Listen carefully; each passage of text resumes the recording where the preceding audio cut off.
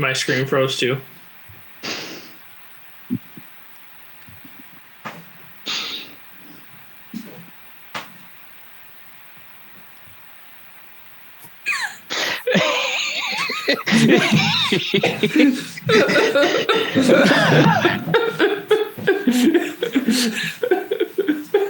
Apparently, no one can see when it actually started. Last thing I saw was industry, and then like all froze up. I saw a jacket skid, and that was the last image. Saw the rail cars.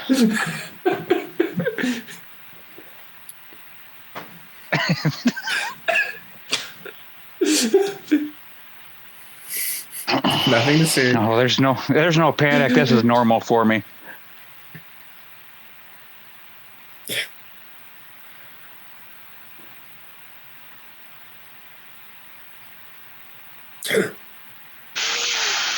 Fucking Canadians. I know.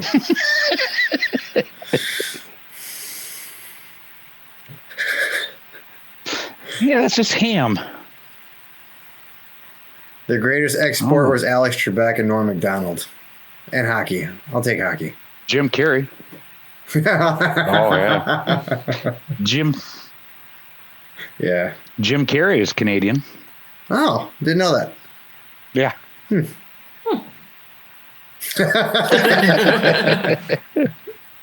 Is that why he had to wear the mask? Yep.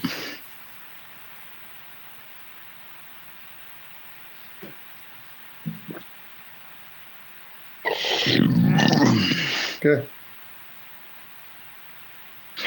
Welcome to another episode of Hazmat Harder, an industrial podcast. Fuck's sakes. We might need to re-edit that one too. Oh gosh. Welcome to another episode of Industrial Strength Hazmat, an industrial hazmat show designed around the industrial side of stuff. We need to get this done because I'm Jeff, technician of 20 some years, I think. I don't even know anymore. With me are Randy and Steve. Take it away. I'm Steve, hazmat technician with over a decade of experience in the field and over 3 years of experience on an industrial ERT team. And I'm Randy. I'm a hazmat specialist. I got 18 years on an industrial department, starting hazmat, and it's what I do a lot of currently, hazmat. So, Jeff, circling back to you, my friend, what are we talking about today? Well, let's see how I can screw this one up again.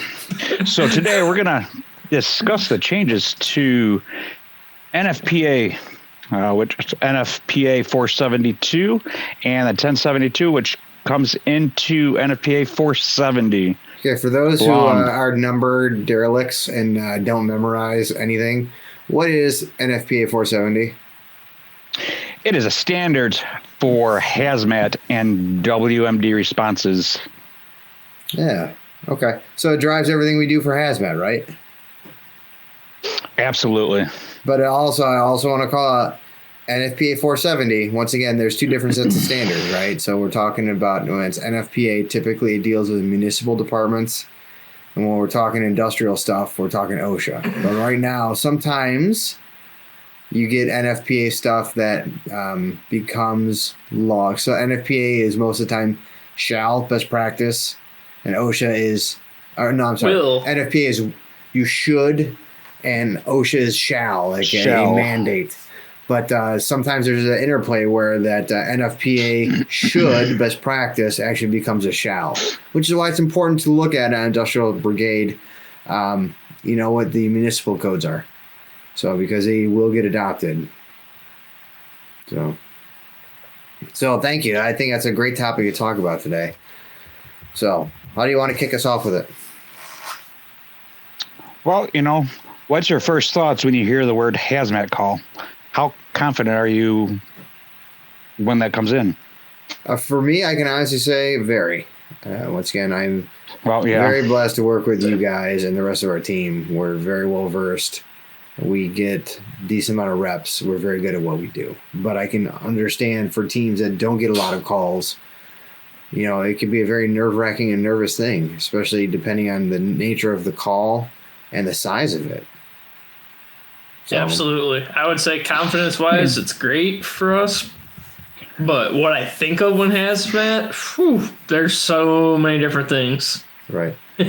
Well, and not only that. Well, actually, that was more of a rhetorical question. I know that our team does a pretty good job as what we do, as proven by last Friday. That's right. Woo woo. Get it, a triple. That'll be another episode. Yeah. I think we go for the Grand Slam next time. We did oh, geez, no, I can't do a Grand Slam. But anyway, so one of the other things, I think it's important to consider, though, when we're talking NFPA or even teams and responses, is what are the level of responders that people have with their teams, right? So I think that might be something that needs to be enlightened on a little bit, because at the beginning we talk about what we are, but I mean, for someone who's new to an industrial team or even a municipal team, they might not know that there are different levels of hazmat responder. So I think, like most local fire departments, I think this might be nationwide. I'm not sure, but you have the awareness and the operations level. I think that's mandatory to pass firefighter 1 and 2. In our region, it sure is. You come out of the academy, the fire academy, and you come out with an ops license. Yep. Which is where most people like to stay. They don't want anything more aggressive than that. But that's great. And it's why is ops important, right? What is their goals typically, right? Well, for the ops, most of that's just defensive stuff, right? And then I guess, and we'll get into this later. There's changes afoot with the new 470, but you're right. Ops has always been defensive, right? You keep people away from the stuff that'll hurt them. You do monitoring, determining where the hot zone areas are. You're taking defensive steps all the way around. But then you get to one level beyond that, which is typically where our team operates, and that's techs, right? So that's where all the cool stuff happens. That's where all the cool kids live. I was always told I'm an offensive person, so that makes sense. That's right. You belonged with us from the beginning. I can concur with that one, yes. Mm-hmm. Right, and then, but then you also have one level beyond that, which a lot of people don't talk about it, because that is totally the most uncool position on the team ever. So, specialist, which actually I think we got a pretty cool specialist, actually. So you guys lucked out, but trust me, it was through a lot of work. But I do want to talk about 470, because 470 definitely changes that role of what a specialist was and what it is, because when I gained specialist years ago, it was definitely a spot where what you had to do is you learn how to be a liaison with governmental organizations, right? So from an industrial standpoint, you learn to work with city, you learn to work with county, you learn to work with state, and you learn to work with federal. And that's what your job as a specialist was. It was to interface between governmental, municipal teams to your team. Right, so that's kind of what you were. You were that linkage, but it's definitely different now with that 470, which is why it's important to talk about this as well. So, yeah, I think that 470 did change the whole specialist scope by quite a bit. Right, I kind of said that, but yeah, I think it broadened the category of who a specialist is and what they can do. It's no longer if you're a specialist, you're that liaison. You got to be good with working with governmental bodies, or you have to, know who your reps are from the county team or state team. So absolutely, now they made it a much more diverse role, which is impressive. I think it's a better way of going at it, because a lot of people, oh my gosh, the whole being a liaison side of things is boring to death. So, I mean, don't get me wrong, you sometimes make cool partnerships and you work with people, but what they're doing now with specialist roles, I think, is going to get much more people into the role of specialist. But, I'm talking around the edges. Jeff, Steve, why don't you guys kind of dig in? Why don't you kind of talk maybe more a little about what some of the changes that happened with 470 to that specialist role? So one of the things that I didn't really realize until one of our recent conferences we went to was there's now more than one type of specialist. Yeah. Right? So it always used to just be plain old specialist, and now there's a specialist A, B, and C, if I'm not mistaken. Yeah, I think you're right. So, Jeff, what's the differences between those? I mean, those are just letters to me. I never did well in school. So, I mean, I think Randy might be a better source of information on this. Sure, I would.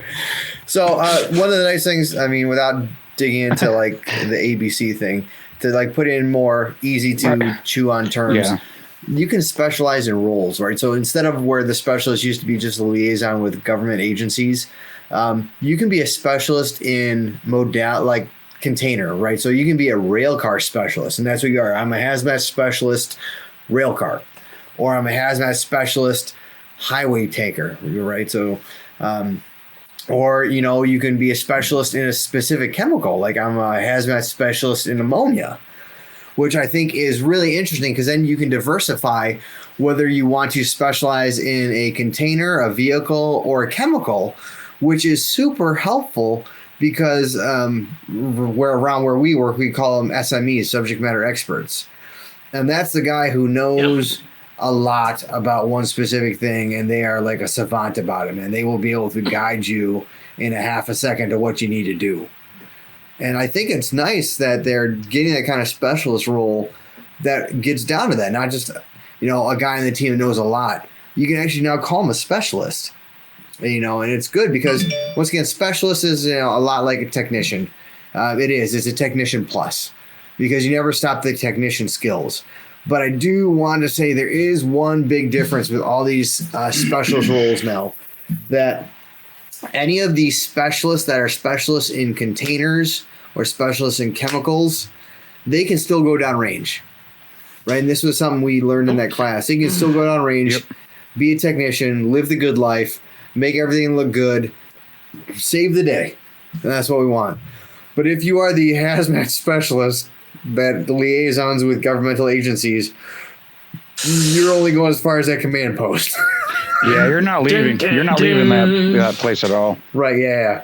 So it's kind of like you slap on that ankle bracelet. You can't leave, man. You're under house arrest because you're that guy. So, so I think while it's good to be a specialist, I think it's also incredibly important to denote what kind of specialist you might be. But once again, I think we're all special. We are all very special. My mom always told me I was special. But I think it's going to be a little harder to track now what kind of specialist you are. 'Cause, I mean, for us, you know, we have an accountability board and we track what level of hazmat responder you are. But now it's going to be difficult because it used to just, you know, has tech, has spec, has ops. For specialists, now we're going to have to figure out how to determine whether you're a specialist in vehicle or chemical or other, you know, or just the traditional. I think you're going to have to know your limitations. Agreed, yes. Mm-hmm. Which is why we might still only have one specialist on the team. It's true. So maybe. It doesn't hurt that in the role I have a deep background in chemistry knowledge. So that way I can dip into, you know, whatever chemical processes and hazards and things associated with chemistry. It helps. Yeah, but if you were to play the lottery tonight and win, you could say adios, and we'd be up a creek without a paddle. No, man, I see more like office work. Where no, you won't. You'd say, "Bye-bye, fuckers." I want to see what's it going to take to actually get me fired. I'd be coming in a bathrobe and slippers. Like I've been trying this every day for the last 5 years. Yeah. I even tried that banana hammock with the straps. It doesn't work. I'd like to see how long it takes. I even went in full birthday suit. Maybe. And then when they confront me, I'll just say I have a problem. I need rehab or something. And 6 weeks you come back again. That's right. I'm looking for decon. That's right. That's exactly. Where's my decon line? I've been spraying. Where's my decon line?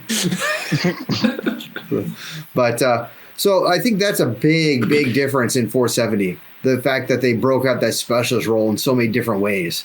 So I think it's going to be important for teams moving forward if they have these specialists in chemistry or specialists in vehicle or container type.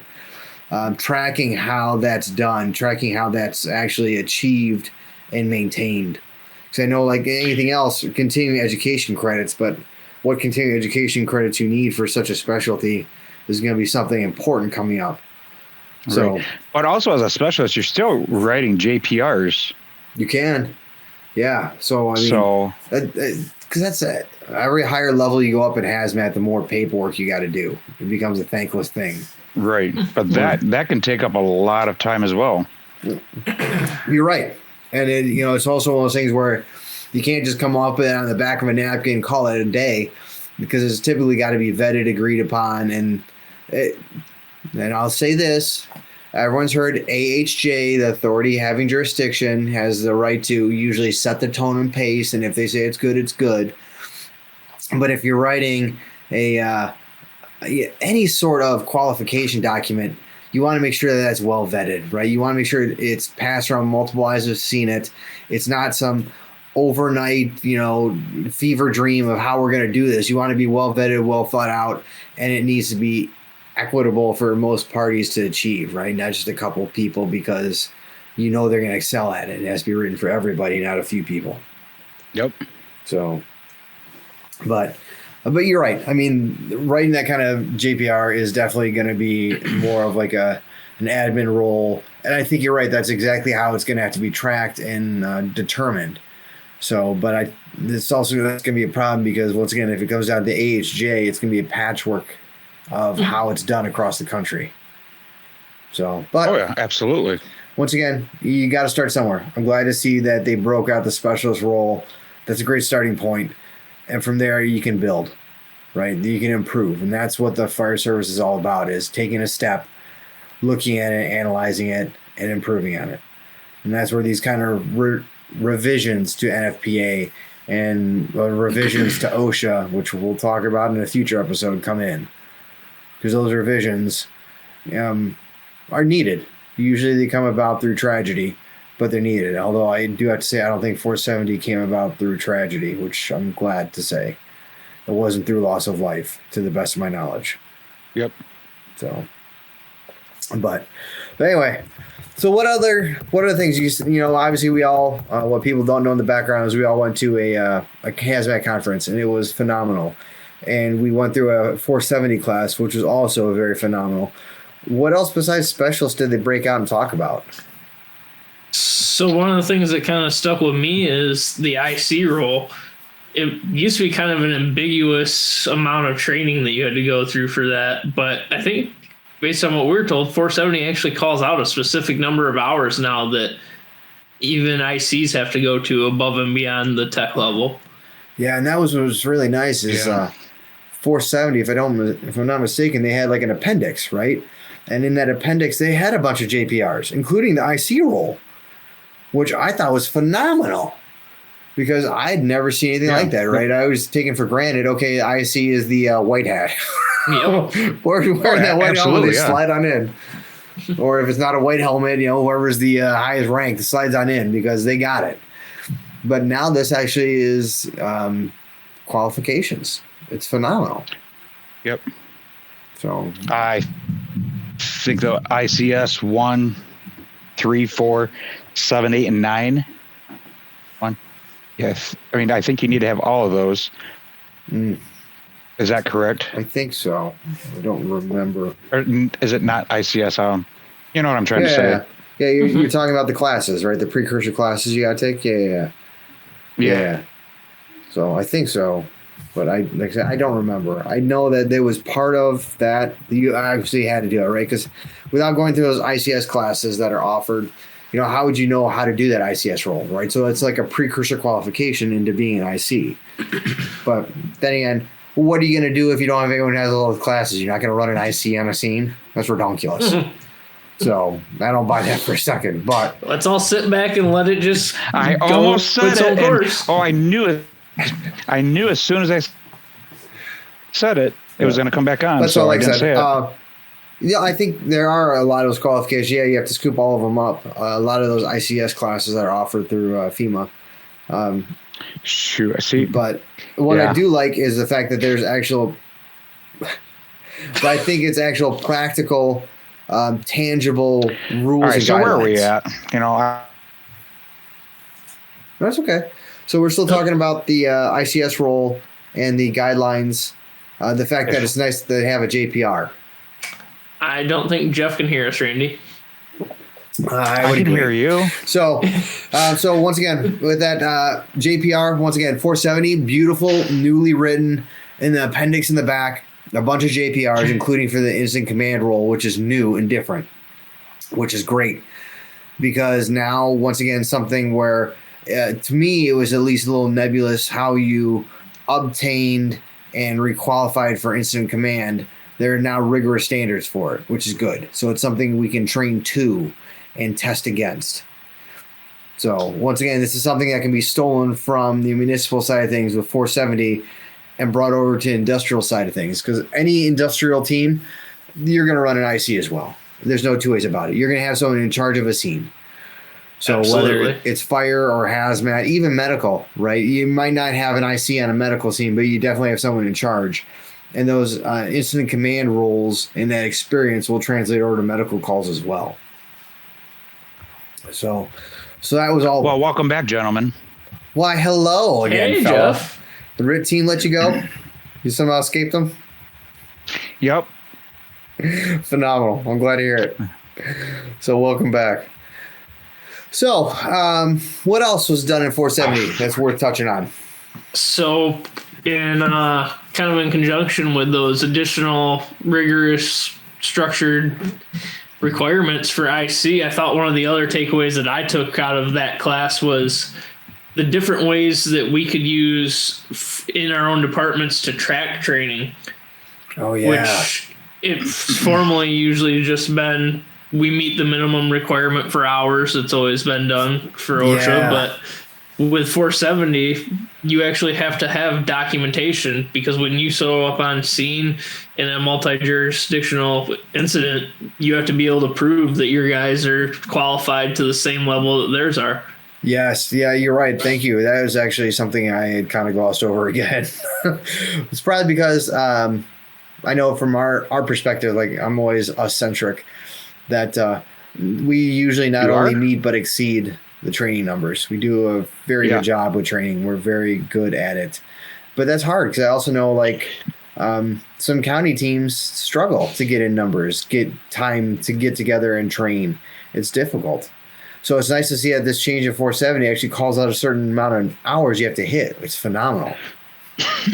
So, but tracking, it's also important, right? So that's also good too, because one of the things that I know while we track well, I don't think one of the things we do very well is issue certificates that can travel from our industrial team externally. So, where I think maybe this is kind of hinting at that, right? That kind of transferable certification, which is going to be important, especially if you want to do something like go from an industrial team to working on a countywide or regional response team, right? They got to know that they're working with a quality individual who has the same kind of training or better than the team that they're trying to get on. So they're not trying to take someone who is like, let's say, I don't know, rec league softball and put them in the major leagues, right? It's not going to go well.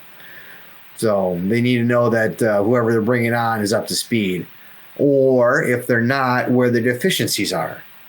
So you're right. I think that was a big improvement too. But again, there's still going to be a lot of knowing your limitations. You know, if you can't do it, you need to speak up and say you can't do it, or right. So you're not proficient in it. Right. Just fake it till you make it. Fake it till you make it. Well, I mean, fake it till you make it. No, that's not going to work in this case. And I'm going to put myself out here in a little backstory. So I'm on our county team as well. The one thing that like hit me out of the blue where I'm like, because I think I'm good, right? I'm very well versed in our team. But going to the county team, their meters How's are bragging camp going? What's that? How's bragging camp going? Phenomenal. We're number one, baby. Perfect. All right. But continue. The meters, that's going to be a big deficiency, right? Because the meters we use is not the same as the meters used on county. They have a whole different suite of meters, a whole different technology platform, and that's a big deficiency for me. And that might be kind of what this is standards trying to get to. And I think that might be a big thing as well. but I'll also put in a plug where training might need to go to more harmonized JPRs or something called task books, which then train on very specific meters and technologies. So everyone's on the same page with that. I think the task books is a very good way to go. Yeah. As long as it's based on the same information. I mean, you can't have a test book written for one place and use a different set of rules for another test book. Agreed. Yeah, you kind of got to harmonize those bases as well. So I would agree with that. But like I said, I mean, I think that's where this 470 change is coming into, right? They want to make sure that people are harmonizing what they're doing. And I think going from team to team, kind of knowing what meters and technology they're familiar with. Because once again, decon is decon, right? The equipment might change a little, but the principles are the same. But once you get to meters, those play a little different. That might be a harder thing to kind of show equality in going from team to team. So, because I know like when we work, our meters are definitely different than the 2 or 3 other teams in the area. So they're always kind of looking at what we have, and they're always a fish out of water because they don't realize how our stuff works. So, and vice versa, because they might spend some little bit of absurd money on certain meters that we wouldn't, because we wouldn't use them on a daily basis. Agreed. So, agreed, very much so. Where they, once again, municipal departments sometimes get grant money and budgets to buy nicer things than we can. Because once again, our meters have to be a value-driven proposal based on business. That's how it works. But once again, 470. It got rewritten. I think it's a good thing. They did some expansion. They did some changes. I like what they did. I do too. So I think it's setting hazmat on a positive course forward. And I want to see kind of how some of these things get revised a little bit. I want to see how the JPRs shake out a little bit better. And I want to see, like, with once again, the portability of training records, if it leads to some sort of like centralized database or centralized harmonized task booking. That would be interesting to see. Very much so. All right, guys. I think that brings us pretty close to the end of our time. Yes, it does. And I think we might have lost Jeff again. So let's carry on with the outlook for next week. Okay. So what do you want? What are we going to talk about next week? So I believe we alluded to it in this episode. We might be touching base on comparison from NFPA 470 to OSHA standards for industrial. Right. Which would be 1072. Yep. So I think that's a good idea. I think let's do that. So stay tuned, because next week we're going to, once again, how 470 and the OSHA standards apply, how they kind of start bleeding together, and the changes that are coming to the OSHA standard, because, oh, brother, is it big. So, all right, stay tuned, everybody. And then, Steve, if someone's got questions or comments or thoughts about an episode they'd like to hear, where can they ship that stuff? So as always, you can reach us at hazmatharder@gmail.com. So Perfect. Please reach out with any comments you have. What are your thoughts on 470 and its future? Yeah. And vice versa. Are there any other NFPA standards you'd like us to talk about? Yeah, agreed. So, all right. Well, thank you, Steve. And then I think until next time, Hazmat Harder. Hazmat Harder.